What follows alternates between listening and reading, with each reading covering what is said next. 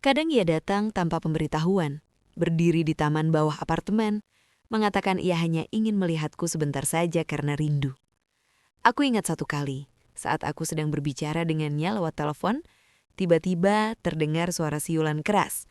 Suara itu terdengar bukan hanya di telingaku melalui ponsel, tapi juga dari luar jendela. "Dengar itu?" katanya. Aku menjawab iya.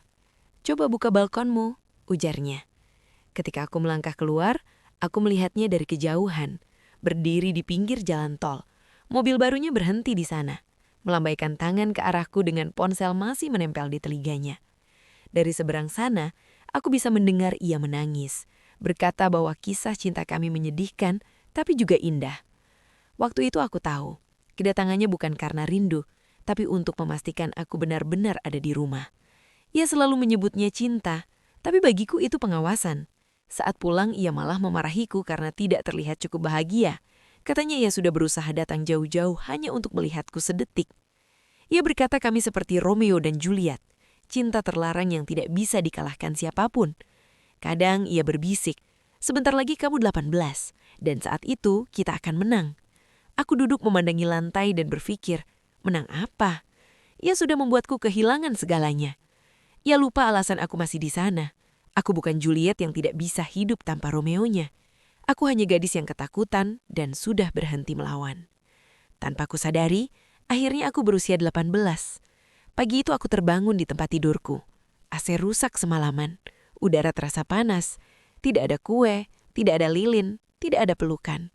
Mamaku ada di apartemen yang sama, tapi rasanya seperti berada di dunia lain. Aku tidak mengharapkan apapun. Aku bahkan tidak merasa pantas mendapat apapun. Dulu saat kecil, setiap kali bertengkar dengan orang tuaku, aku selalu berbisik pada diri sendiri. Aku tidak sabar menunggu usia 18 supaya bebas. Aku membayangkan kebebasan itu berarti tidak ada aturan, tidak ada kontrol, bisa bepergian, bisa tertawa, bisa hidup. Tapi saat hari itu tiba, aku tidak merasa bebas sama sekali. Ulang tahunku yang ke-18 tidak terasa seperti perayaan, rasanya seperti berkabung. Selama bertahun-tahun, aku memberitahu diri sendiri, 18 akan menyelamatkanku. Bagiku, 18 selalu terasa seperti garis finish.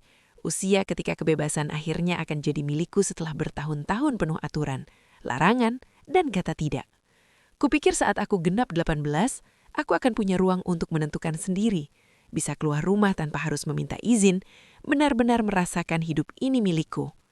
Tetapi ketika hari itu tiba, sama sekali tidak terasa seperti kebebasan. Rasanya seperti jebakan yang menutup rapat.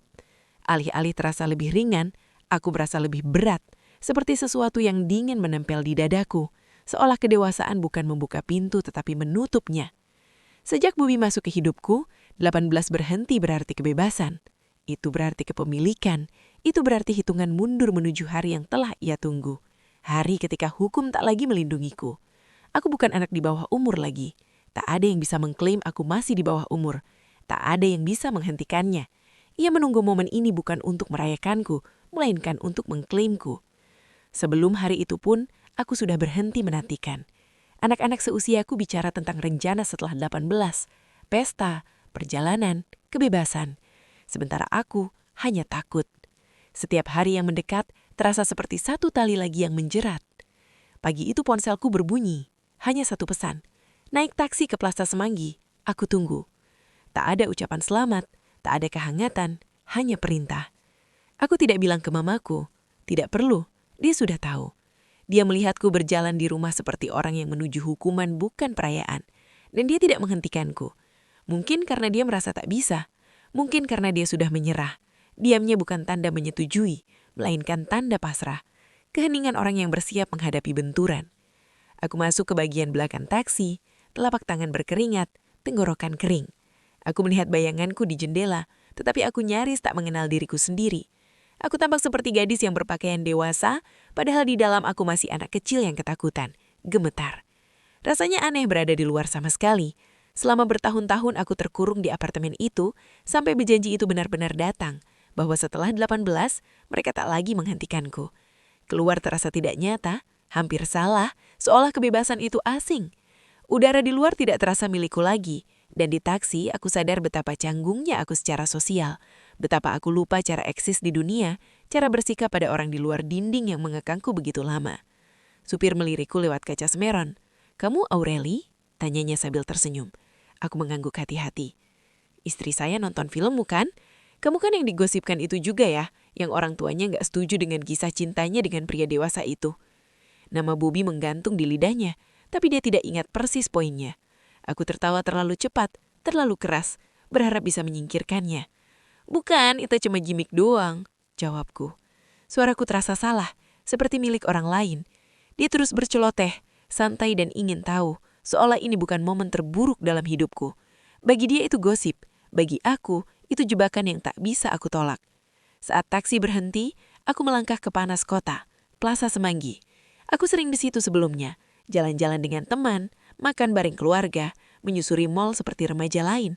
Tapi hari itu suasananya beda. Bukan bangunannya, melainkan aura di sekitarnya. Kaca yang sama, eskalator yang sama, kerumunan yang sama, tapi bagiku semua terasa diskenariokan.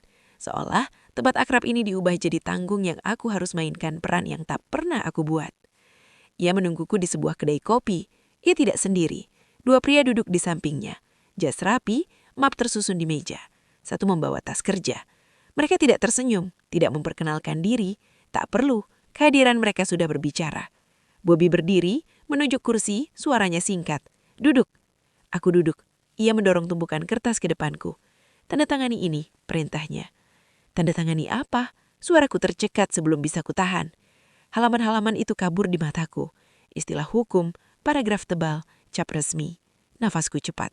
Ruangan terasa miring. "Ini cuma untuk bantu kita," katanya santai. Terdengar sudah latihan. "Biar bisa mulai prosesnya. Gereja, rencana, cuma itu." Ia mengatakan semua seperti hal yang tidak berbahaya, tapi genggamannya pada pulpen mengatakan hal lain. Lututnya bergetar, matanya menatapku seperti predator mengamati mangsa. Kami belum pernah bicara tentang pernikahan seperti ini. Aku baru saja berusia 18.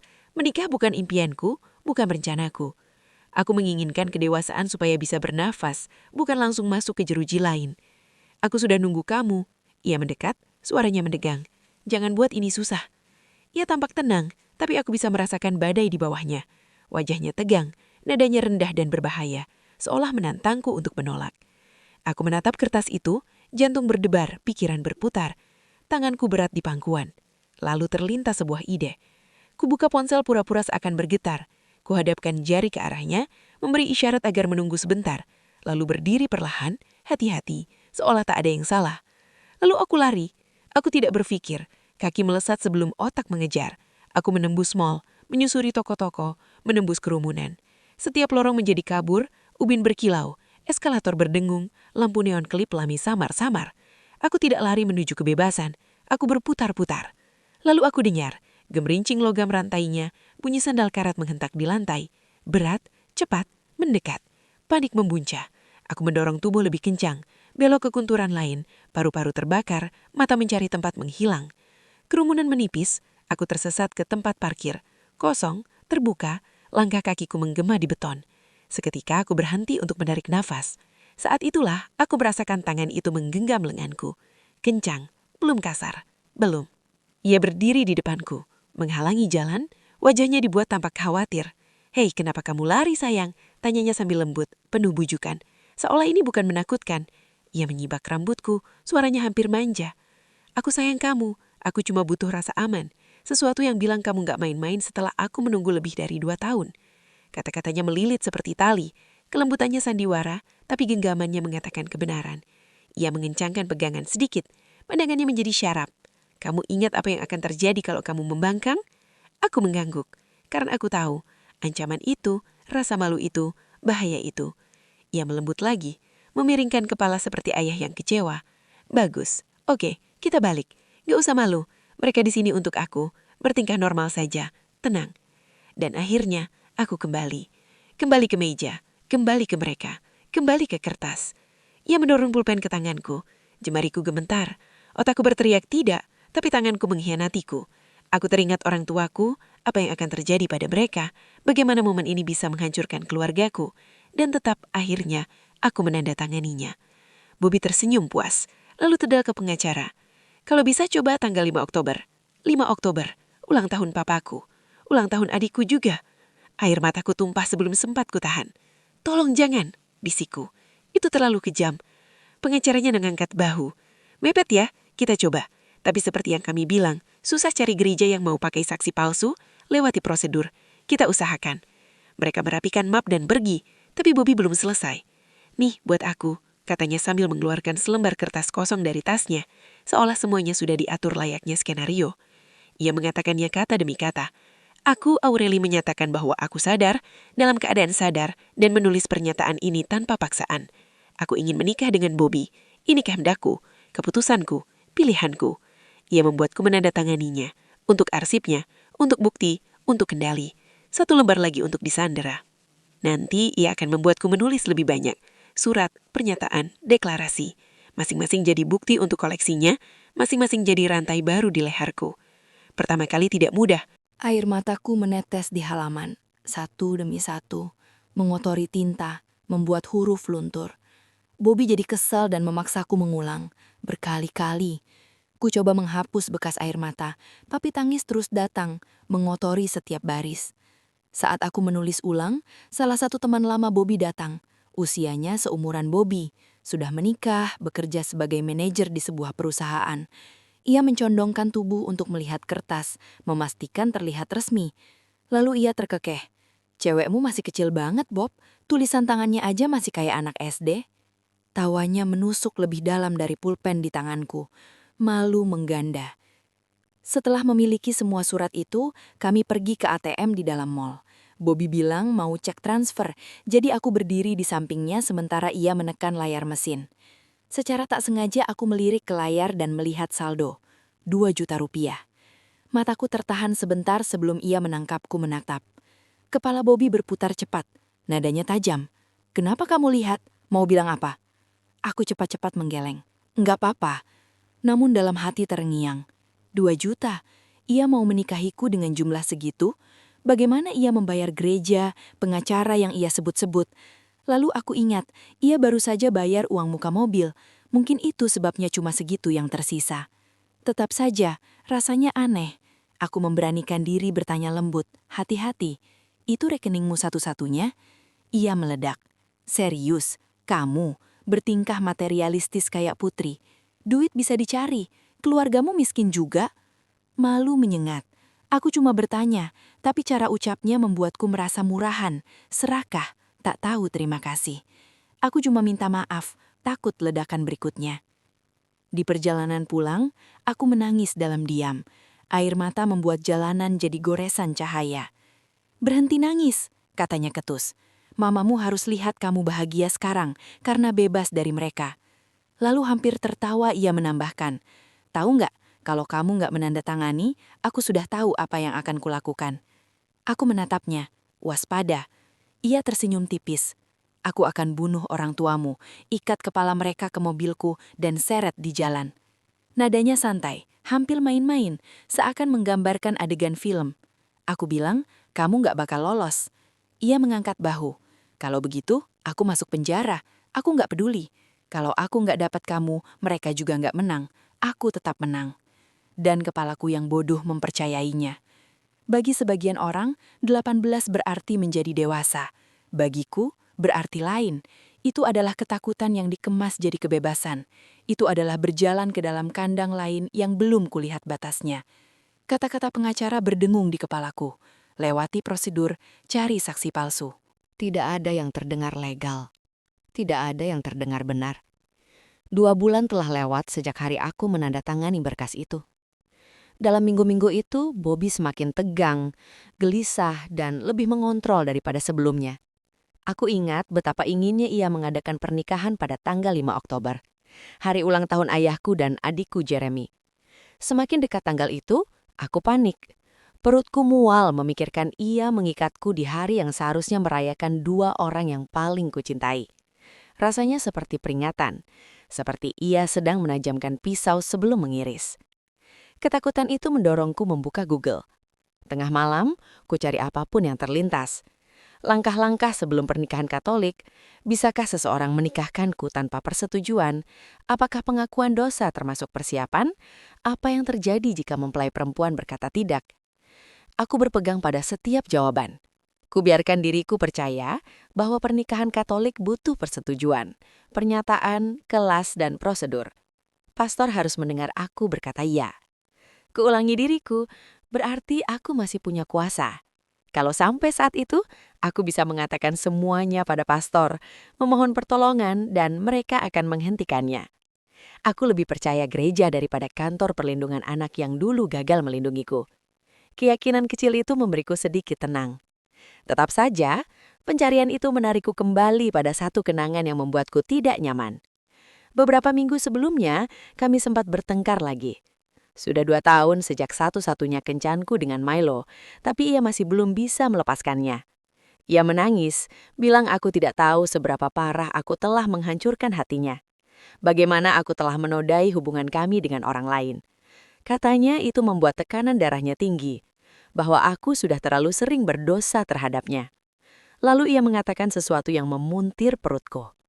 Ia tidak bisa menerima kenyataan bahwa setelah semua yang ia ajarkan, cara memuaskan laki-laki, cara menjadi seperti yang ia mau, orang lain yang akan menikmatinya. Ucapannya terdengar pongah, nyaris jumawa, seolah aku adalah sesuatu yang ia bangun dan miliki. Nada ucapannya bukan sayang atau terluka, melainkan memiliki. Kulitku merinding. Aku diam, terlalu muak untuk merespons, tetapi juga sudah terlalu terbiasa, karena setiap dosa selalu diputar menjadi milikku. Lalu ia berkata, mungkin sudah saatnya aku mengaku dosa di gereja.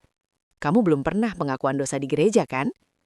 Awalnya aku tak tahu harus menjawab apa, tapi gagasan untuk meringankan sedikit saja beban yang kupikul terasa menggoda. Mungkin bukan ide buruk, aku setuju. Sebelum berangkat, ia bilang aku harus mencari surat baptisku dulu untuk bukti bahwa aku sudah dibaptis Katolik agar bisa mengaku dosa. Saat itu tidak terasa aneh, jadi kukirimkan padanya. Hari itu ia menyuruhku memakai baju kantor, blus biru dan rok krem yang kubeli untuk peran sinetron. Ia memaksa rikasan lebih tebal daripada biasanya, padahal hampir selalu ia bilang lebih suka aku tanpa makeup. Aku tidak bertanya. Mungkin ia hanya ingin aku terlihat rapi. Ia mengajakku berkendara jauh ke daerah keluarganya. Sesampainya di sana, kami tidak masuk ke gereja utamanya. Ia menuntunku ke ruang kecil di belakang, kantor pastor. Pastornya duduk di meja, kertas-kertas dijepit di papan. Wajahnya gugup, canggung. Bobby masuk duluan, berbicara dengan pastor sementara aku menunggu di luar. Lalu giliranku. Pastor bertanya apakah aku siap mengaku dosa. Aku kikuk. Aku pikir pengakuan dosa seharusnya di dalam gereja, di bilik, tertutup, seperti di film. Tapi aku duduk. Aku mulai dengan hal-hal kecil dari masa kecil, seperti suka mengarang cerita dan menggoda teman sampai kebablasan. Lalu kuceritakan yang lebih berat. Kataku belakangan ini, aku sering menyakiti orang tuaku.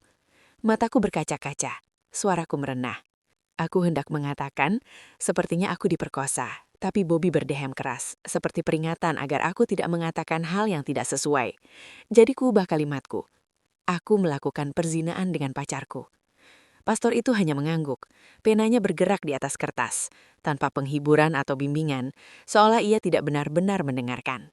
Selesai dan keluar, Bobby bersandar di dinding sambil merokok semeringai. Ia mendengar semuanya. Ia tahu semuanya. Kenangan itu membuatku gelisah. Jika pengakuan dosa seharusnya membersihkan, pengakuan itu justru membuatku merasa diawasi, bukan diampuni. Setelah kupikir lagi, rasanya itu bukan tentang iman, melainkan bagian dari sesuatu yang sedang Bobby siapkan tanpa sepengetahuanku. Jika itu bagian dari persiapan pernikahan, berarti aku sudah terjebak. Tetapi saat tanggal 5 Oktober datang, tidak terjadi apa-apa. Karena penasaran, kutanya apakah ia mendengar kabar dari pengacara. Bobby mengakui mereka mundur. Mereka meminta uang lebih banyak daripada yang ia punya. Ia bilang aku tidak perlu khawatir. Ia akan cari cara lain. Tuhan tidak akan membiarkan siapapun menghalangi kami. Di dalam hatiku, aku berdoa tidak ada gereja yang setuju. Tidak ada pastor yang berani melanggar aturan. Baru kemudian, setelah pencarian tengah malam itu, muncul cemas yang dingin. Kenapa tidak ada satupun informasi yang mengatakan kamu harus membuktikan baptis untuk bisa mengaku dosa? Untuk apa ia butuh surat baptisku? Beberapa hari kemudian, sinetronku akhirnya selesai. Hari terakhir di lokasi, adegan terakhir, salam perpisahan terakhir. Koperku sudah terisi baju untuk sebulan, naskah dan segala kekacauan hidup di lokasi. Yang kurasakan hanya lega. Lega semuanya selesai. Lega akhirnya bisa pulang. Jujur saja, sejak hari pertama aku sudah kelelahan. Sejak pertama kali syuting, aku merasa tidak punya tempat. Aku bahkan tidak tahu harus duduk di mana. Aku anak baru, wajah baru yang dilempar ke lingkungan yang semua orangnya sudah tahu aturan. Aturan yang tidak ada yang mau menjelaskan. Aku berakhir di sofa ruang tunggu, diam menunggu adegan pertamaku. Aku tidak tahu itu tempatnya dia, tidak ada yang memberitahu. Lalu dia masuk, pemeran utama, bintang yang semua orang mengelilinginya. Ia menatap tepat padaku. Aku berdiri, berusaha sopan, tubuhku bergerak lebih cepat daripada otakku. Aku tersenyum sedikit, gugup dan hormat. Ia tidak membalas senyum, tidak menyapa. Ia mengamataku dari ujung rambut sampai ujung kaki. Seperti ada barang yang tiba-tiba dikirim ke rumahnya tanpa ia pesan. Tak tahu harus bagaimana lagi? Aku duduk kembali. Ia keluar ruangan dan kembali dengan asistennya yang membawa kaleng semprot tisek. Sambil tersenyum, tapi bukan senyum hangat, senyum yang dibuat untuk mempermalukan. Lalu dengan nada manis, ia berkata, "Ups, aku nggak tahu ada yang duduk di sofanya pemeran utama." Tidak ada orang lain, hanya kami bertiga. Si aktris berdiri dekat pintu, tangan terlipat, menonton seperti sutradara yang menikmati adegan, menahan tawa sebelum keluar. Dan tentu saja, akhirnya marah, aku malah merasa bersalah. Aku minta maaf, bilang aku tidak tahu itu sofanya dia. Peruntunan tidak berhenti di situ. Ia menjadi bagian dari setiap hari, menyusup ke momen paling kecil, sampai aku tidak bisa membedakan mana awal dan akhir. Setiap langkah terasa seperti berjalan di atas kaca, menunggu retaknya. Jadi ketika semua selesai, aku lega. Tapi aku juga bangga. Ini pekerjaan pertamaku yang pembayarannya masuk langsung ke rekeningku. Itu satu-satunya alasan Bobby mengizinkan aku bekerja lagi. Aku baru 18 tahun, dan untuk pertama kalinya boleh membuka rekening atas namaku. Saat ku cari saldonya, kulihat angka itu, ratusan juta rupiah dengan namaku di sampingnya. Aku tatap layar berkali-kali, bukan karena ingin berbelanja, melainkan karena aku tidak percaya. Setelah semua ini, lelahnya, perundungan, tekanan, akhirnya ada sesuatu yang benar-benar milikku. Aku baru mulai merasa bersyukur semuanya selesai, bahwa aku selamat dari dunia toksik lokasi itu dan bisa bernafas lagi. Ketika ponselku berdering, Bobby. Ia mulai berbicara tentang video promosi netronku yang pakai gaun putih itu. Ia menyuruhku memastikan gaunnya ku bawa pulang. Aku mengiyakan. Toh semua bajuku sudah ku kemas, tapi dalam hati aku bertanya kenapa ia peduli pada gaun itu. Lalu ia berkata, "Bilang ke mamamu kamu gak perlu supir malam ini. Ngomong apa saja. Aku yang antar kamu pulang malam ini." Suaranya stabil, tapi bukan tenang. Stabil yang dipaksakan, seperti orang yang menahan rumah kartu. Aku tidak membantah. Aku tidak mau berdebat. Tidak di hari terakhir. Jadi aku patuh. Aku bilang kepada mamaku aku akan pulang dengan supir produksi. Aku katakan akan lebih praktis karena barangku banyak. Entah dia percaya atau tidak, ia mengiyakan. Masih gelap saat aku keluar studio. Fajar belum pecah. Udara sejuk dan lembab. Badanku pegal. Mataku perih. Aku hanya ingin mandi, tidur, lenyap di balik nyaman. Lalu aku melihat mobilnya, Honda Jazz putih. Mobil yang ia beli beberapa bulan lalu, tapi tidak mampu bayar. Ia baru membayar uang muka dan cicilan bulanan sudah jadi tanggunganku. Aku meminjamkan uang. Katanya akan diganti. Tidak pernah. Itu atas namanya atau nama kakaknya, aku sudah lupa. Yang ku tahu pada titik itu rasanya seperti hutangku. Melihat mobil itu dengan kaca gelap dan mesin mati, aku merasa aku tidak akan pulang. Ia menurunkan kaca, wajahnya sulit dibaca, dan menyuruhku naik. Aku naik. Ia menyetir tidak ke arah rumahku. Kutanya kami kemana, ia bilang ke rumahnya. Ayahnya mau bicara soal ide bisnis rental mobil. Itu tidak mustahil, karena ayahnya pernah mengajakku investasi untuk salah satu idenya. Jadi ketika Bobby bilang seperti itu, aku percaya. Aku hanya bertanya apakah harus malam ini, karena aku belum tidur. Tapi wajahnya menegang, dan ia menyuruhku tidur saat itu juga. Jalan makin sunyi. Kota berganti rumah kecil, lalu pepohonan, lalu tanah kosong. Album Alter Bridge menggema dari speaker.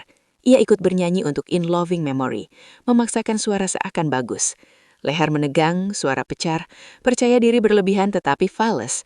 Lebih parah, setengah kata ia telan. Suku kata meleleh jadi satu seperti mulut dipenuhi kelereng. Sebuah pikiran menyeleng ke Pat Rathbone. Bagaimana kalau ia membawaku untuk menikah hari itu? Panik naik. Lalu kulilik ponsel. Hari itu Senin. Itu menenangkan sejenak. Mana ada Orang menikah hari Senin kan? Kulihat keluar, memperhatikan jalan. Memang ke arah rumahnya. Setelah yakin, Atu memejamkan mata dan tidur. Saat terbangun, mobil terparkir di depan gereja. Kecil, tua, dinding krem. Beberapa mobil di dekatnya. Tikus melintas di samping bangunan. Lalu kusadari aku kenal tempat ini. Ini gereja yang sama tempat ia pernah memaksaku mengaku dosa. Ada orang-orang berdiri di luar, berwajah Tionghoa, berpakaian semi-formal. Orang asing. Lalu kulihat ibunya. Ia memelukku hangat seakan ini hari yang membahagiakan. Ada sesuatu di dalamku yang retak. Ini bukan rumahnya. Tidak ada pembicaraan bisnis. Ini jebakan. Saat aku masih syok, kulihat Bobby jongkok di samping koperku, mengobrak-abrik sampai menemukan gaun putih yang tadi ia sebut. Ia mengangkatnya. Pakai ini. Aku menatap gaun itu. Kenapa? Aku sudah menduga, tetapi sebagian diriku masih berharap aku salah. Rahangnya mengencang. Kita menikah. Aku tertawa kecil yang kering, bingung dan lelah. Tapi ia tidak bercanda. Kulihat sekeliling. Tidak ada satupun milikku di sana. Tidak ada keluargaku, tidak ada temanku, hanya keluarganya. Mereka menunggu. Bobby, jangan, bisikku. Ia mencengkeram lenganku. Kamu bilang kamu mau menikah. Sekarang buktikan, katanya. Lalu menyeringai. Kamu beruntung aku nggak dapat tanggal 5 Oktober. Tidak ada yang bergerak. Tidak ada yang bertanya apakah aku baik-baik saja. Ia mendekat. Nafasnya bau rokok. Kamu tahu apa yang terjadi kalau kamu tidak menurut. Lalu, seakan bermain untuk penonton, ekspresinya berubah. Matanya dibuat berkaca-kaca, suaranya ia patah-patahkan, memaksa tangis. Kita berhasil sayang, serunya sambil menggenggam tanganku terlalu kuat. Senang dong, ini yang kita mau. Aku tahu rasanya ndak percaya, tapi ini beneran. Ia tampak konyol, bertingkah seperti mempelai paling bahagia di dunia, bermain peran di depan orang, sementara aku kaku, tubuhku beku, hatiku menolak mengikuti naskahnya. Di dalam hatiku, aku sudah tahu hari ini akan datang sejak ulang tahunku. Aku membawa ketakutan itu seperti batu di perut, berdoa ia tidak menemukan jalan, menggenggam harapan bahwa sesuatu, apapun, akan menghentikannya. Tapi inilah dia, nyata dan tak terelakkan. Tidak ada pilihan, tidak jika aku ingin keluargaku tetap selamat. Ancaman, pemerasan, janji membunuh orang tuaku, foto-foto, surat-surat, semuanya menahanku di tempat. Jadi aku mengangguk, aku mengambil gaun itu. Aku berganti di ruang kecil di belakang gereja, berbau debu dan kayu tua. Kainnya kaku, seperti kostum untuk peran yang tak pernah kupilih. Keluar, Bobby menunggu. Ia menyuruhku tersenyum ke kamera agar terlihat seperti kenangan yang pantas disimpan. Sepupunya mengangkat kamera dan mulai berkeliling, memotret dari segala sudut, seolah sedang mendokumentasikan bukti, bukan sukacita. Setiap bunyi jepret terasa seperti rantai lain, pengingat bahwa ini bukan pestaku. Ini pertunjukannya, dan aku hanya properti. Namun peristiwa itu tetap berjalan. Aku melangkah di lorong. Gereja hening. Jantungku lebih keras daripada langkahku. Bobby berdiri di samping pastor, tampak bangga. Aku menatapnya. Laki-laki yang dulu membuatku merasa istimewa. Kini ia tidak benar-benar menatapku, hanya menembusku. Seperti transaksi, seperti kotak yang harus dicentang, seperti piala. Keluarganya menonton dari bangku, para orang asing dengan pakaian minggu, walaupun ini hari Senin. Hari yang aneh untuk menikah, tetapi tidak ada yang wajar dari ini. Kutatap satu persatu wajah mereka, berharap ada yang melihatku, bertanya, melakukan sesuatu. Tidak ada. Pastor memulai, telapak tanganku dingin, kepalaku berdengung. Lalu datang momen untuk orang tua, momen ketika mempelai perempuan berlutut untuk minta restu. Orang tuaku tidak ada. Saat pastor memberi isyarat, Bobby mencondong dan berbisik, "Berlutut, anggap mereka orang tuamu," sambil menunjuk pasangan lansia di samping orang tuanya. Anggap mereka orang tuamu. Di bangku depan duduk pasangan Tionghoa lansia yang belum pernah kulihat, menatap, menunggu. Aku menunduk, berlutut dan berbisik ikoku, "Halo, maaf, saya nggak tahu harus bilang apa." Perempuan itu mencondong dengan ramah. "Sudah, tidak apa-apa, pura-pura saja." Apa ini? Ini tidak mungkin hidupku. Begitu ganjil dan salahnya sampai-sampai rasanya hampir lucu. Di situ aku berlutut di hadapan orang asing, berpura-pura mereka orang tuaku, memohon restu seakan semua ini suci. Selesai, pastor kembali menoleh kepadaku. Suaranya tegas dan formal. Apakah engkau menerima laki-laki ini sebagai suamimu? Aku ragu. Kutoleh sedikit kepalaku, berharap ada yang menghentikan. Tidak ada. Bobby meremas tanganku, kukunya menancap di kulit. Itu pertama kalinya ia menyakitiku secara fisik. Pada titik itu, aku terlalu lelah untuk melawan. Terlalu habis untuk membayangkan jalan keluar. Kusayang diriku supaya menerima saja. Mengikuti apapun ini. Aku sudah tahu, ini akan terjadi. Mungkin ini yang paling masuk akal. Benarkah? Jadi kulakukan apa yang selalu kulakukan. Aku menurut. Aku mengangguk dengan kamera mengarah pada kami. Jadi begitukah pernikahan? Hanya satu anggukan. Satu remasan tangan dan tiba-tiba aku jadi miliknya. Pastor akhirnya mengucapkan kalimat itu. Kalimat yang membuat kami disebut suami istri. Untuk sesaat aku bertanya-tanya, apakah ia sendiri percaya pada kata-kata yang ia ucapkan? Aku tidak bisa percaya ada orang yang akan menyebut ini pernikahan. Tidak ada yang suci di dalamnya. Semuanya panggung, pertunjukan yang dirancang untuk menjebakku. Sejenak, gereja terdiam. Lalu keluarga Bobby bertepuk tangan. Terlalu keras, terlalu riang. Suaranya mengejutkanku. Seperti parade kemenangan yang tidak pernah kusetujui untuk diikuti. Mereka bukan bertepuk tangan untukku. Mereka merayakan dirinya. Seolah ia baru saja memenangkan hadiah. Terdengar bukan seperti ucapan selamat, melainkan seperti mantra. Lalu datang bagian penandatanganan. Saat kertasnya diserahkan, Bobby mencondong ke badan, memeriksanya, memanggil pastor, dan mulai berdebat dengannya. Apa yang sedang terjadi? Mereka saling melempar argumen tentang dokumen sipil yang belum ada, tentang kenyataan bahwa aku belum berusia 21 tahun, tentang bagaimana saksi tidak bisa menandatangani menggantikan orang tuaku, sementara mereka masih hidup. Suara mereka menurun jadi bisikan, membalas apa yang bisa dan tidak bisa dilakukan. Aku hanya menangkap potongan-potongan kecil. Rasanya seperti urusan orang dewasa, perdebatan di balik meja kantor. Untuk sesaat aku membiarkan diriku berharap, mungkin pernikahan ini tidak sah, mungkin semua ini bisa dibatalkan. Setelah perdebatan yang terasa lama, ia kembali kepadaku, seolah tidak terjadi apa-apa. Ia mendorong selembar kertas dari gereja ke depanku dan menyuruhku menandatangani. Tanganku gemetar saat kutulis namaku, tanpa berani membaca satu kalimat pun. Kukira sudah selesai, tetapi ia menyuruhku tetap berdiri di situ, pena di tangan. Ia mendekat, pura-pura ikut menandatangani, lalu memanggil keluarganya untuk memotret. Dengan suara pelan, ia berkata, agar aku tersenyum. Mereka berkumpul, memotret kami yang membungkuk di atas kertas seperti sedang merekam adegan penting di film. Semuanya terasa seperti adegan yang tiba-tiba diingat sutradara di detik terakhir.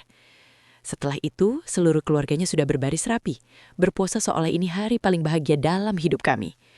Orang-orang asing tersenyum padaku dengan antusias, saling menyenggol, berbisik tentang sinetronku. Sebelum sempat menarik nafas, Bobby menarikku ke depan, merangkul bahuku, dan memutarku ke arah kamera. Berdiri di sini, ini keluargamu sekarang, katanya, pelan tapi tegas. Jadi aku berdiri di antara orang-orang yang namanya pun tak ku kenal, tersenyum untuk foto-foto yang tidak pernah kuinginkan, berpura-pura semuanya nyata. Satu persatu mereka meminta foto tambahan, seperti sesi jumpa penggemar. Rasanya bukan seperti pernikahan, melainkan tontonan. Bagaimana mungkin aku bisa menjadi pengantin dan tontonan selebritas di saat yang sama? Untuk sesaat aku menenangkan diri, berpikir mungkin ini akan jadi satu-satunya foto pernikahan yang akan kumiliki. Kalau begitu, mungkin lebih baik aku tersenyum saja. Siapa tahu, entah bagaimana, masa depan bisa terlihat berbeda. Ia menatapku dengan wajah bangga, seperti ayah yang memandangi anaknya yang berhasil menghafal dialognya. Setelah foto-foto, ada sarapan, semacam perayaan. Tidak ada yang duduk, semua berdiri dengan piring di tangan. Nasi dibakrai, mangkok mie, seseorang membagikan buah. Keluarganya tertawa, bercakap-cakap seperti baru keluar dari pesta ulang tahun. Aku tidak lapar. Aku tidak pernah bisa makan karbo di pagi hari. Aku mengambil sepiring kecil buah dan menepi, menunggu Bobby mengantarku pulang. Ia datang, menatap piringku. Cuma itu. Aku berbisik bahwa buah sudah cukup. Makan mie-nya, katanya. Dalam tradisi Tionghoa, mie melambangkan pernikahan yang panjang. Kamu harus makan. Aku tidak mau. kataku. Kali ini lebih keras. Tangannya mencubit kulit lembut di pinggangku, memelintir sampai aku terisak. Rasa sakitnya tajam, menoreh, mataku panas. Aku menahan air mata, menelan ludah, lalu mengambil mie itu. Air mata menetes di pipiku saat aku mengunyah. Seorang pria di dekatku sempat hendak meminta foto, tetapi saat melihat air mataku, ia berpaling. Ibunya memperhatikan, wajahnya bingung. Dia tidak suka mie-nya. Bobby tersenyum cepat. Dia cuma keras kepala. Ibunya terkekeh, tapi harus makan. Dalam tradisi Tionghoa, mie bikin pernikahan panjang umurnya. Aku tersenyum lemah. Di dalam aku hancur. Belum 1 jam berlalu dan ia sudah mencubitku sampai kulitku panas. Kalau ini awal pernikahan, aku tidak tahu bagaimana aku bisa bertahan lama. Setelah sarapan, kami tidak langsung pulang. Ia mengajakku ke studio foto. Di perjalanan, ia menyuruhku menambah riasan. Tebalin biar gak kelihatan kayak anak kecil. Beberapa kerabat di gereja bilang aku terlihat terlalu muda, seperti anak sekolah yang sedang bermain peran jadi pengantin. Kata-kata itu membuatnya malu. Dan sekarang ia ingin menghapus kesan anak kecil yang dilihat orang. Tidak-tidaknya di foto. Kubuka tas, menambah foundation, menggelapkan bibir, menurunkan ikat rambut. Apa saja, asal bisa menutupi gadis yang masih gemetar. Studio itu kecil dan pengap, berbau tinta dan tirai lama. Latar biru kusut, kipas mendengung mengaduk udara panas. Tempat seperti itu biasanya hanya untuk foto KTP saja, tidak lebih. Fotografernya nyaris tak berbicara. Duduk, lihat ke depan, senyum, klik, selesai. Aku ambil nanti ya, kata Bobby, sudah keluar duluan. Aku bahkan tidak mengerti kenapa kita perlu foto-foto itu. Pastor sudah jelas bilang pernikahan sipil tidak bisa dilakukan. Dan saat perdebatan terdengar, seolah semuanya seharusnya berakhir di sana. Tapi setelah semua itu, Bobby tetap membawaku ke sini. Tetap memaksa foto-foto itu. Seolah ada dokumen lain yang bisa ia manfaatkan. Cara tersembunyi untuk membuat semuanya bisa sah. Aku tidak tahu apa yang ia kejar. Dan aku tidak mau tahu. Aku berhenti bertanya. Aku hanya ingin pulang. Mamaku masih mengira aku sedang syuting sejak kemarin. Kalau aku tidak segera pulang, ia akan mulai bertanya hal-hal yang tidak bisa kujawab. Syuting sampai pagi adalah hal biasa di Indonesia. Jadi sejauh ini, ia belum punya alasan untuk curiga. Rasa bersalah mencakar jasaku. Mungkin kalau pagi itu aku bilang tidak, mungkin kalau aku lari, semua ini tidak akan terjadi. Aku benci berbohong padanya. Sekalipun kebohongan kecil selalu membuatku merasa kotor, dan ini bukan kebohongan kecil. Ini gunung yang tak tahu harus kuseret kemana. Dalam mobil, keheningan menekan. Aku bersandar di jendela, masih memikirkan mamaku yang menunggu di rumah. Bobby mengganti topik seolah tidak ada apa-apa. Ia mulai berbicara soal cincin. Kita butuh cincin sendiri nanti, yang sederhana saja. Lalu ia menambahkan bahwa bayaran proyek terakhirnya belum cair, jadi aku yang harus menanggung dulu. Tentu saja. Di upacara tadi, kami pakai cincin pinjaman. Cincinnya kebesaran, longgar di jariku. Aku bahkan tidak tahu itu milik siapa. Properti. Dipakai demi foto, demi adegan, seperti semua hal hari itu. Aku diam, aku tatap jalan di depan. Apakah aku menikah? Apakah ini yang disebut pernikahan? Rasanya seperti sinetron buruk, naskah yang ditulis orang lain tanpa bertanya apakah aku mau memerankan tokohnya. Saat kami berkendara, aku membuka ponsel. Ada pesan dari mamaku di layar. Hi miss, take good care of you, okay? Ia tidak pernah mengetik seperti itu. Itu bukan gayanya.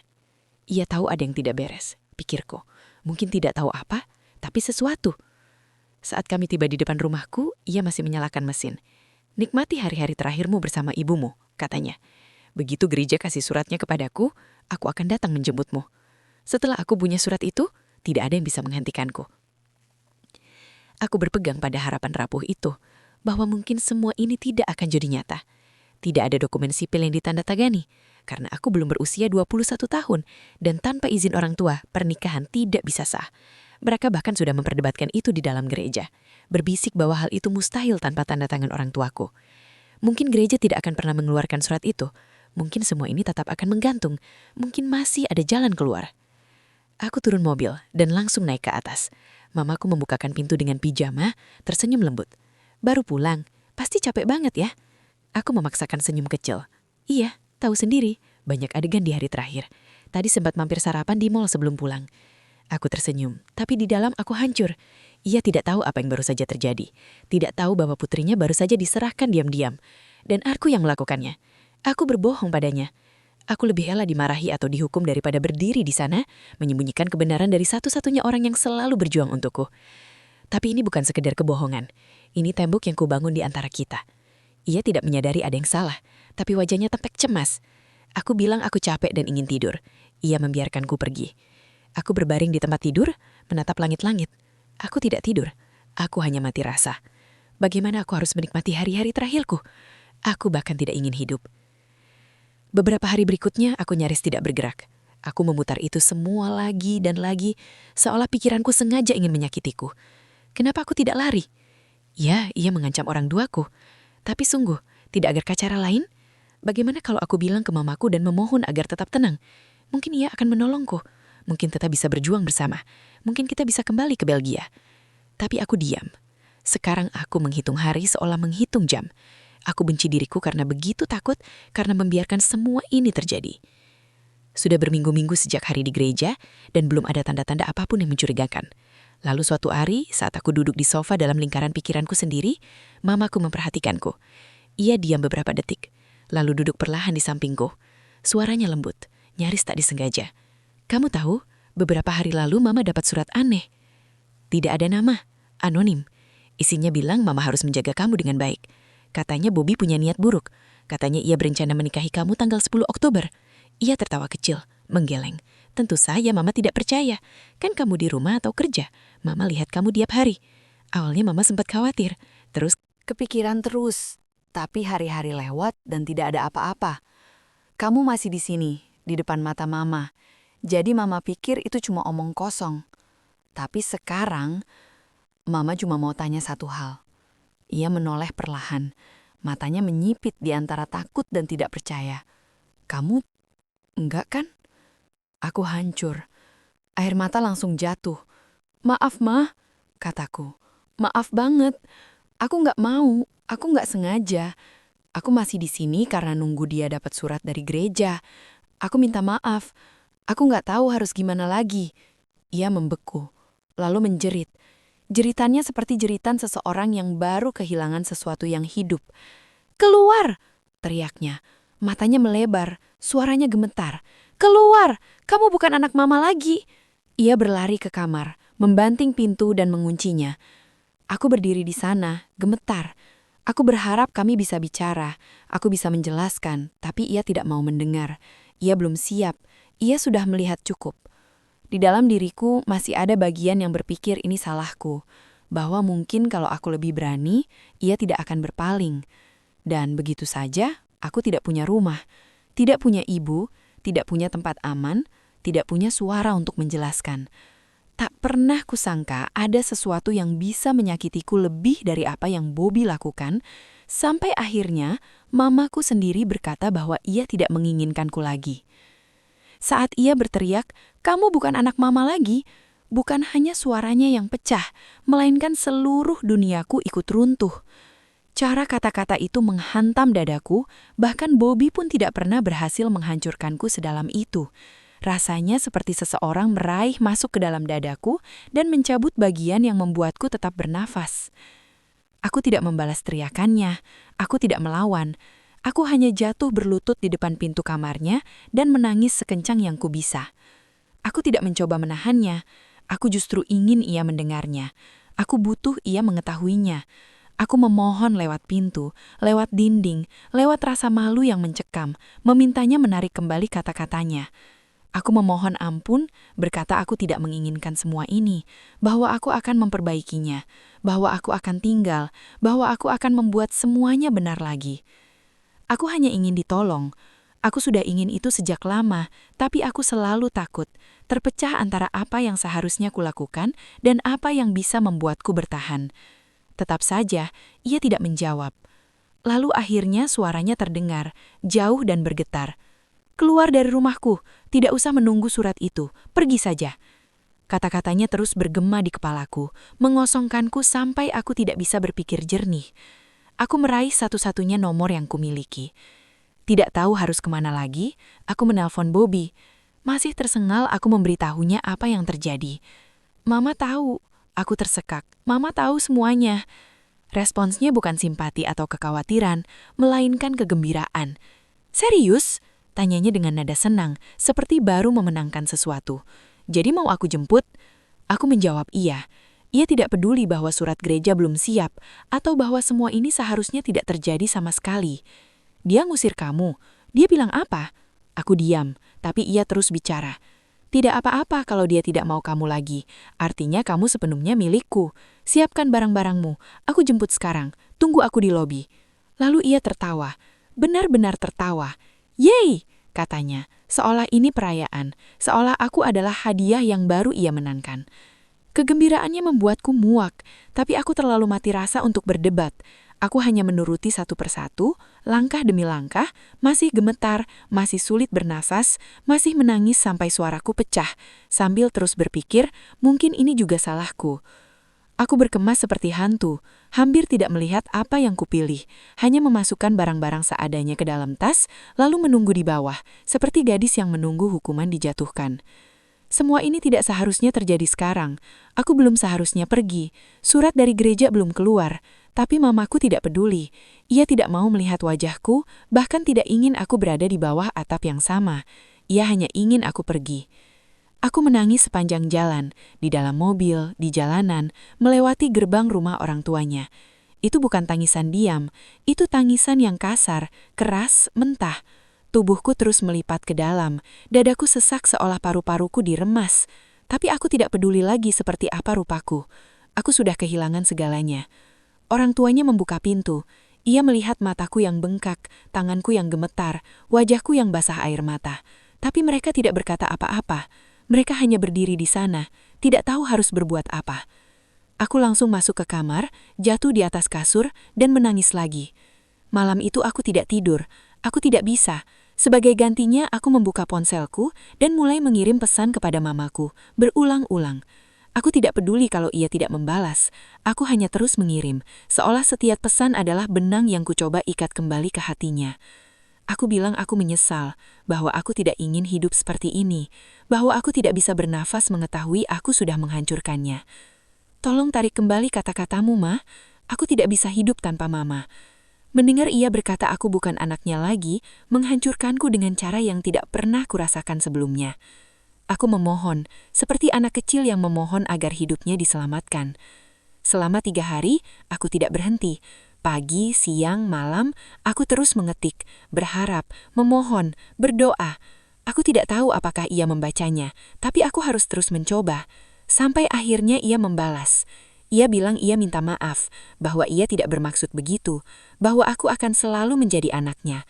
Dan saat itu juga, aku bisa bernafas kembali, tidak sepenuhnya, tapi cukup untuk bertahan hidup. Bobby menyadari perubahanku, dan ia tidak suka. Saat aku hancur, diam, tanpa siapapun, ia tenang, ia tersenyum, ia berkuasa. Tapi saat aku mulai punya sedikit saja koneksi kembali dengan mamaku, ia mulai tegang, dingin. Dia bukan ibu yang baik. Ibu yang benar tidak akan melakukan itu pada anaknya. Dia cuma mau kamu kalau kamu bisa cari uang lagi. Dia mau milikmu. Itu sebabnya dia pura-pura sayang lagi. Aku sudah bilang dari awal, kamu bukan anak mereka. Kamu sapi perah mereka. Sekarang kamu tidak kerja buat mereka, mereka selesai. Aku menatap dinding, membiarkan kata-katanya membusuk di kepalaku. Sebagian dariku tahu ia memutarbalikkan kebenaran, tapi sebagian lainnya, yang masih berdarah dan belum sembuh, tidak punya tenaga untuk melawan. Belum. Rumah itu kecil, sederhana, di kota kecil yang tenang jauh dari tempatku dulu tinggal. Bukan hanya Bobby dan orang tuanya, ada juga kakak perempuannya, suaminya, anak mereka yang masih balita, dan 1 asisten rumah tangga yang sudah tinggal di sana. 7 orang sudah cukup padat, dan kini aku menjadi yang ke-8. Meski penuh, rumah itu tidak seramai yang kubayangkan. Semua sibuk dengan urusannya masing-masing. Ayas Bobby pendiam dan sederhana, tipe pria yang tidak banyak bicara dan tidak menuntut apa-apa. Kakaknya sibuk dengan keluarga kecilnya, sering terdengar bertengkar pelan dengan suaminya, tapi mereka tidak pernah ikut campur urusanku dengan Bobby. Asisten rumah tangga itu lembut dan sopan, sudah tua, dan terlalu baik untuk rumah yang seperti ini. Kadang-kadang aku melihatnya mengusap bangkunya yang sakit sambil bergumam tentang gajinya yang terlambat dibayar. Hatiku hancur melihatnya masih bekerja di usia seperti itu, seperti arwah kelelahan yang berkeliaran di rumah itu. Jujur, satu-satunya yang terasa aneh hanyalah ibu Bobby. Tubuhnya kecil dan menua, tapi ada sesuatu yang terasa dibuat-buat, seolah setiap gerakannya dipentaskan bahkan tidak ada yang menonton. cara ia bicara, cara ia bergerak, semua terasa seperti akting. Ia mengingatkanku pada ibu tiri Cinderella, hanya saja ini bukan rumah mewah, ini rumah sempit di pinggiran kota dan tidak ada pangeran yang akan menyelamatkanku. Hari-hari mulai kabur, melebur satu sama lain. Itulah saat rutinitas dimulai dan bersamanya urusan-urusan. Aku tidak terbiasa tinggal dengan orang asing, tidak terbiasa bangun pagi dan langsung melihat wajah-wajah yang tak kukenal, dan aku jelas tidak terbiasa tersenyum saat aku ingin mati di dalam. Tetap saja, aku berpegang pada satu harapan kecil, bahwa sekarang mamaku sudah memaafkanku, mungkin aku bisa menemuinya lagi, walau sebentar. Jadi aku bertanya, pelan, hati-hati, "Aku boleh ketemu mama?" Dia tertawa. "Serius? Berapa lama mereka menjauhkan kamu dari aku, hah? Berapa bulan mereka sembunyikan aku seolah aku kriminal?" Aku diam. Aku tidak tahu harus bilang apa. Ia mendekat, suaranya rendah dan tajam. Sekarang giliran mereka. Air mataku jatuh. "Tapi itu tidak adil," bisikku. "Kenapa aku yang terus dihukum?" Dia mengangkat bahu. "Mereka yang memulai." Lalu suaranya melunak, seolah memberi ampunan. "Suatu hari nanti, kalau kamu jadi anak baik, kalau kamu patuh, mungkin suatu hari kamu akan mendapatkannya." Jadi aku mencoba. Aku ingin membuktikan bahwa aku anak baik. Aku ingin ia melihatnya. Aku ingin semua orang di rumah itu melihatnya. Mungkin kalau aku melakukan semuanya dengan benar, ia akan mengizinkanku menemui mamaku lagi. Mungkin kalau aku berguna, aku bisa mendapatkan kembali hak untuk melihat mamaku sendiri. Aku belajar membuat kopi untuk Bobby, lalu mengepel lantai dengan tangan, karena katanya hanya begitu caranya agar benar-benar bersih. Aku juga mencuci pakaiannya dengan tangan, karena mesin cuci rusak. Nasibku memang begitu. Aku masih ingat, pada pertama kali kulakukannya, tanganku berdenyut-denyut berjam-jam, sakit sampai ke tulang. Setiap gerakan terasa berat, tapi aku berkata pada diriku untuk terus bertahan, karena mungkin ini jalanku kembali. Mungkin kalau aku cukup baik sebagai istri, aku bisa melihat mamaku lagi. Saat ibunya melihatku kesulitan, ia tersenyum dan berkata, "Nanti kamu terbiasa, kamu harus belajar jadi istri yang baik. Lagi pula pembantu kami sudah tua, dia butuh istirahat." Aku ingat berpikir, maksudnya apa? Apa aku disuruh menggantikan asisten rumah tangga? Tapi Memang benar, asisten rumah tangga itu sudah tua. Hampir setiap hari kulihat ia menunduk di meja setrika, tertidur di tengah pekerjaan karena terlalu lelah untuk tetap sadar. Ia jarang bicara, hanya berpindah dari satu tugas ke tugas lain, tubuhnya bergerak otomatis, seolah rumah ini juga sudah menguras jiwanya.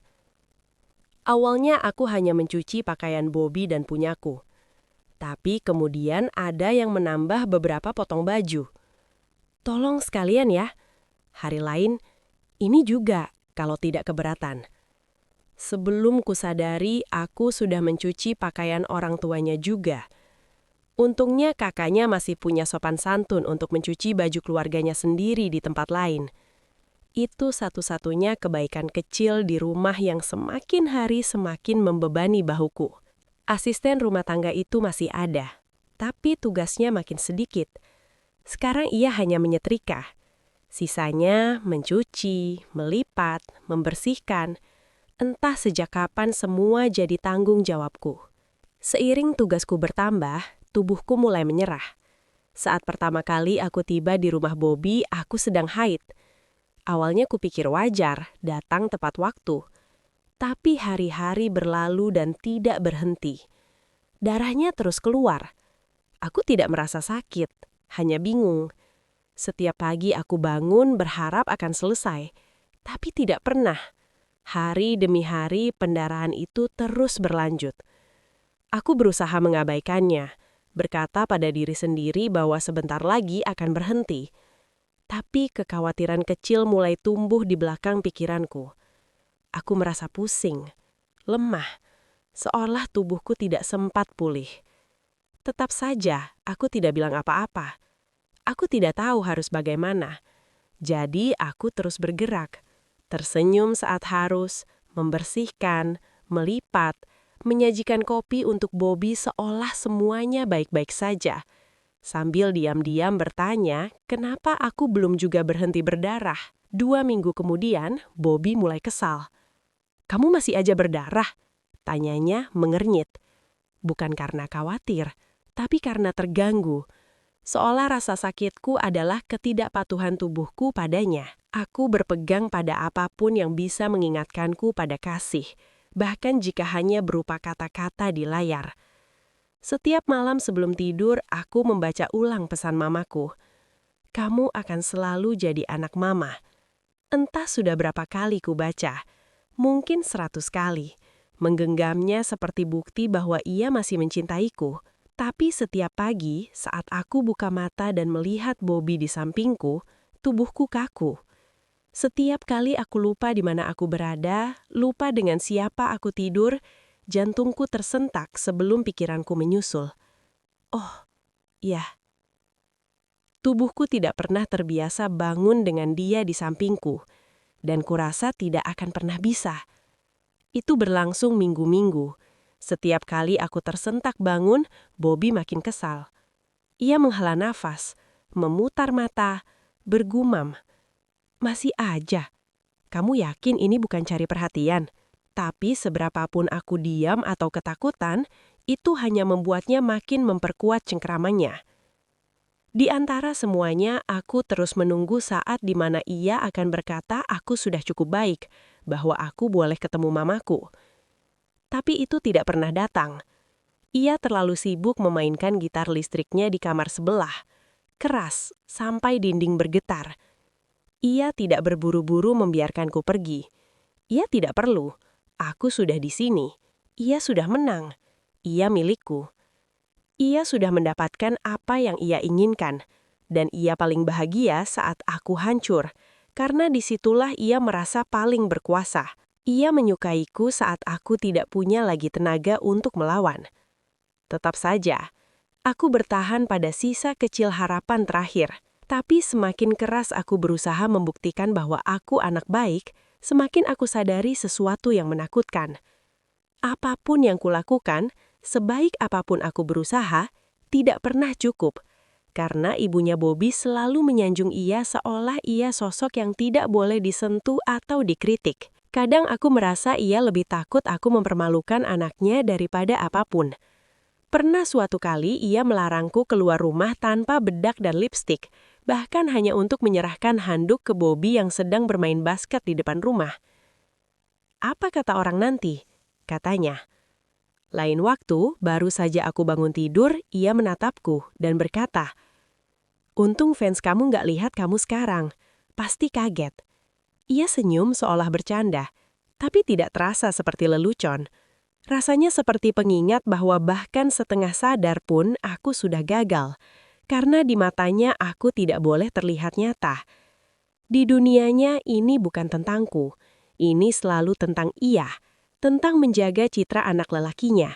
Suatu sore saat tamu datang, ia tiba-tiba mengambil pel dan mulai mengepel lagi tepat setelah aku melakukannya. Ia tidak berkata apa-apa. Ia hanya mengepel pelan, sengaja, di depan tamu-tamu itu. Aku merasa malu. Yakin mereka mengira aku tidak melakukan apa-apa, sementara perempuan tua itu bekerja sendirian. Pelan aku bertanya, "Kenapa dipel lagi? Tadi pagi aku sudah bersihin." Ia senyum dan berkata, "Oh ya, nggak kelihatan kok." Padahal ia melihat aku melakukannya pagi itu. Senyumnya sudah cukup menjelaskan semuanya. Ternyata bukan hanya Bobby yang ingin membuatku kecil. Saat itulah aku sadar mimpi burukku baru saja dimulai. 2 bulan berlalu.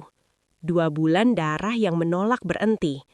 2 bulan hanya di dalam rumah, tidak kemana-mana.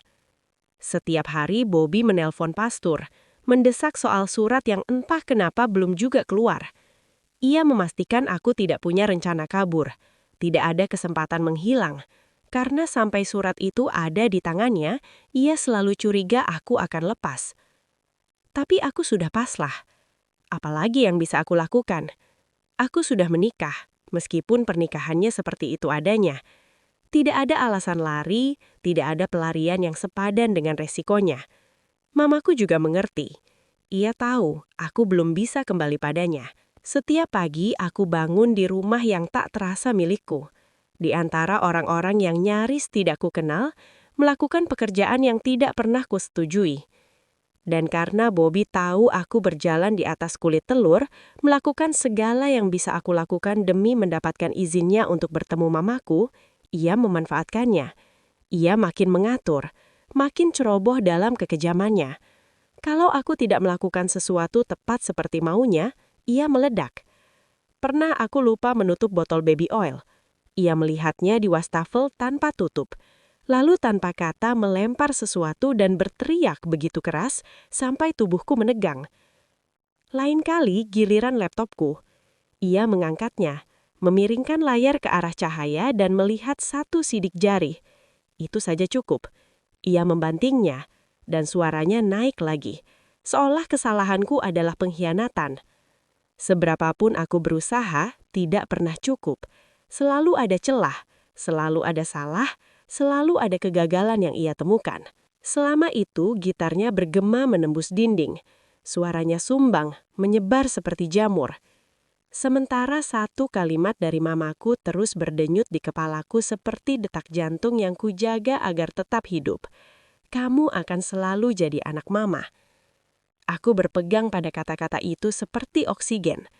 Tapi aku masih belum diizinkan menemuinya. Setiap kali aku bertanya pada Bobby, pelan dan hati-hati, seperti mendekati binatang liar, ia menjadi dingin. Bukan marah, tapi berbahaya dengan cara yang sunyi. Dulu kamu pernah minta sesering itu ke mamamu waktu mau ketemu aku, katanya. Lalu ia tertawa kecil tapi matanya tidak ikut tertawa. Kalau kamu terus mendesak, aku malah tidak ingin mengizinkan. Fokus saja jadi anak baik. Aku yang tentukan kapan kamu siap. Kamu harus pantas dan sabar. Jadi aku menunggu, dan aku berdarah. Pendarahannya tidak deras, tapi tidak berhenti. Cukup untuk membuatku lemah, pusing, terlepas dari tubuhku sendiri. Kebanyakan hari rasanya aku mengambang. Tubuh bergerak menjalani rutinitas, sementara sisanya tenggelam ke tempat yang dalam dan tidak terjangkau. Aku mencoba menyembunyikan wajahku yang makin pucat. Makanan tidak membantu. Di rumah itu tidak ada yang makan daging segar. Katanya terlalu mahal. Setiap hari menunya sama, daging babi kalengan. Awalnya lumayan, bahkan menenangkan, tetapi lama-lama baunya saja membuatku mual. Nafsu makan hilang, makanan tidak masuk, dan tidak lama berat badanku turun. Aku tetap tersenyum saat menyodorkan kopi. Aku mengangguk ketika ia menyuruhku mengepel lantai jam 6 pagi agar ubin berkilau saat ia bangun. Aku tidak membiarkan siapapun melihat betapa lambat gerakku, betapa sering aku harus duduk. Aku tidak mau ada pertanyaan. Sampai suatu pagi, aku berdiri terlalu cepat dan semuanya gelap. Aku meraih meja, pandangan berputar, nyaris ambruk. Ibunya melihat, panik memanggil Bobby. Aku berusaha menjelaskan. Aku kurang makan, aku berdiri terlalu cepat, tetapi ia tidak menyerah. Jadi aku bilang soal pendarahan itu, bahwa sampai sekarang belum berhenti. Wajahnya ngeri. Bagaimana kalau nanti tidak bisa punya anak? Itu pikiran pertamanya. Bukan bahwa aku mungkin sakit, bukan bahwa aku butuh bantuan, tetapi bahwa aku mungkin gagal memberinya cucu. Tubuhku runtuh di depannya, dan yang ia lihat hanya rahim. Malam itu ia bilang pada Bobby, aku harus ke dokter secepatnya. Keesokan harinya, saat aku bersiap, Bobby berdiri, menutup pintu kamar. Tangan terlipat. Biar aku lihat, katanya. Lihat apa? Pembalutmu. Aku mau lihat. Apa? Aku bingung. Ia mendesah jengkel. Aku cuma mau pastikan kamu tidak bohong. Aku tidak mau buang bensin hanya untuk dengar dokter bilang kamu ngarang. Kamu pintar soal itu.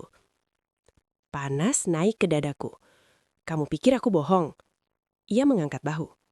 Kamu selalu kebetulan berdarah saat aku mau sesuatu. Aku tidak bilang kamu bohong. Aku bilang kebetulan. Kebetulan. Begitu katanya.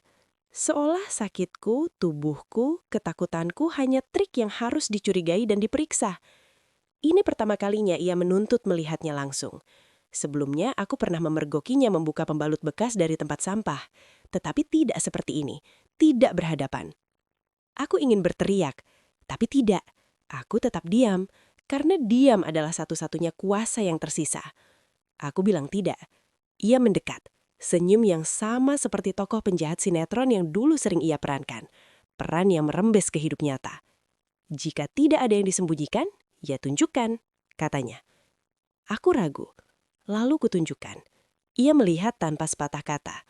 Tidak ada permintaan maaf, tidak ada rasa bersalah, bahkan tidak ada kikuk. Ia mengambil kunci, seolah semua ini remeh. Kita berangkat, ujarnya. Dan selesai, seperti menambah satu urusan di daftar tugas. Kami tidak bicara di mobil. Saat sampai di klinik, aku sudah mati rasa. Tempatnya kecil, sunyi. Dokternya perempuan parubaya dengan mata lembut dan suara pelan. Ia bertanya hal-hal yang belum siap kujawab. Soal siklus, soal nyeri, soal stres. Air mataku naik sebelum sempat kutahan. Ia memeriksa singkat, tidak ada temuan fisik. Ini bisa terjadi, katanya lembut. Saat seseorang berada dalam stres emosional berat, hormon bisa kacau. Tubuh bisa bereaksi dengan cara yang tidak kamu duga. Pendarahan ini cara tubuh menyalakan alarm. Lalu ia menatap mataku dan mengatakan satu hal yang tidak pernah kukira akan kudengar. Yang penting sekarang adalah istirahat. Buat dia nyaman, tenangkan suasana, nanti tubuhnya akan menemukan jalan kembali. Aku ingin percaya semua bisa sesederhana itu. Kalimat dokter itu menggantung di dalam diriku. Rapuh namun menenangkan. Bobby justru menepisnya. Dalam perjalanan pulang aku menatap jalanan yang melintas. Terlalu lelah untuk bicara. Aku ingin percaya. Sekarang setelah ia tahu aku tidak bohong, ia akan melunak. Mungkin ia akan mengerti.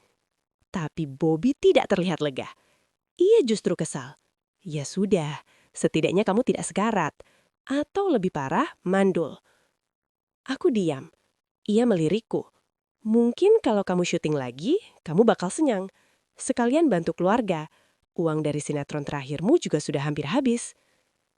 Itu bayaran dari sinetron pertamaku, yang masuk ke rekening pribadiku. Tetapi sudah habis karena aku transfer ke Bobby untuk kebutuhannya dan keluarganya. Katanya karena kami suami istri. Uangku adalah uangnya juga. Ia tidak suka aku punya apa-apa yang terpisah. Aku tetap diam. Jalan di depan kabur.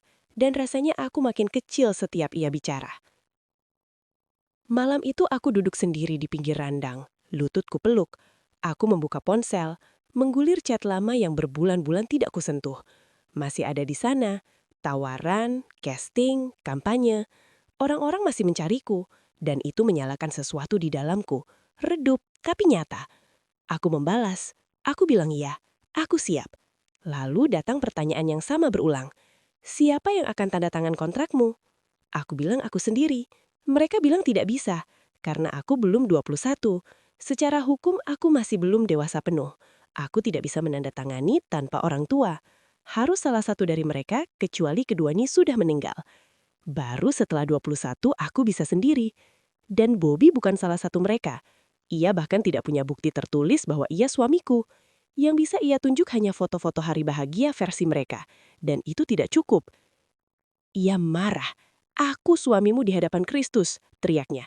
Mereka seharusnya melihat kamu sekarang tinggal sama siapa. Kurang apa lagi? Tetapi hukum tidak peduli pada upacara tanpa saksi resmi. Di atas kertas aku masih lajang, dan di atas kertas hanya orang tuaku yang bisa mewakili.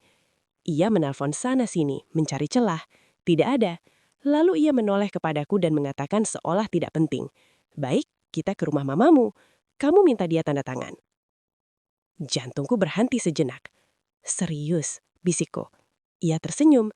Ya, tapi ingat tujuanmu. Kamu ke sana untuk minta tanda tangan. Aku tidak peduli alasannya. Aku hanya ingin mentebuh. Itu bulan Februari. Pertama kalinya dalam berbulan-bulan aku diizinkan mentemu mamaku lagi. Sehari sebelumnya aku mengirim pesan.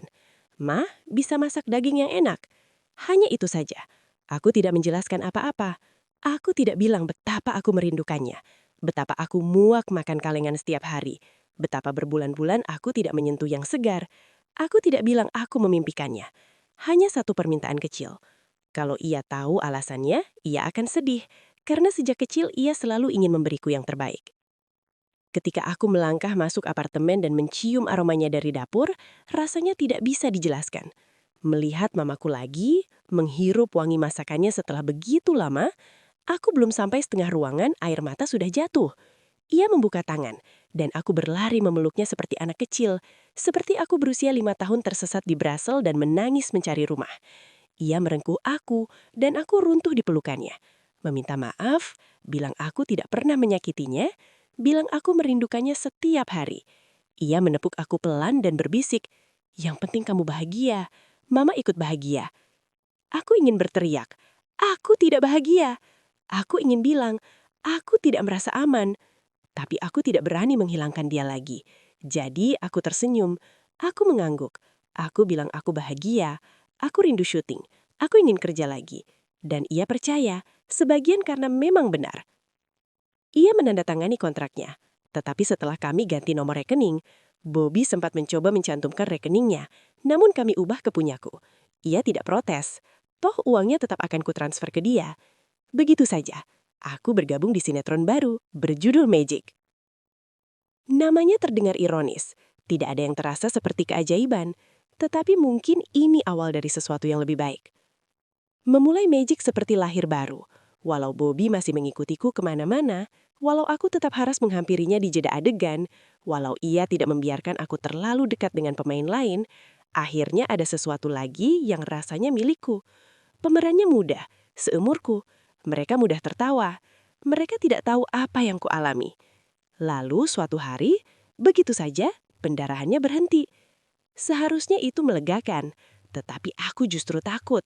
Karena sekarang aku tidak punya alasan, tidak punya tameng, tidak punya alasan menolak saat ia menginginkan sesuatu.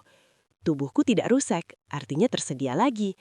Tetapi aku tidak bisa membiarkan ia menyentuhku. Aku tidak merasa apa-apa, bukan benci, hanya kosong yang menakutkan.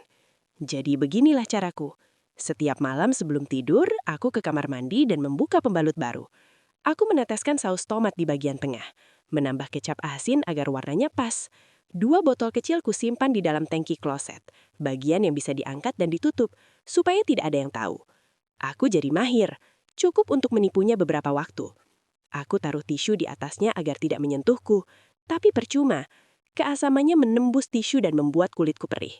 Kulitku gatal, memerah, lecet, setiap langkah membuatku meringis. Aku memilih rasa sakit itu, karena rasa sakit itu masih lebih mudah daripada membayangkan ia menyentuhku. Suatu malam setelah syuting panjang, aku pulang masih dengan seragam sekolah dari lokasi. Aku belum sempat berganti, baru hendak bersih-bersih ketika Bobby bertanya, "Masih berdarah?" Aku mengangguk. "Iya." Aku membalikan badan, pura-pura sibuk, berharap ia tidak berhenti. Tapi ia belum selesai. Biar aku lihat. Perutku serasa jatuh. Aku ragu, dan pada detik itu juga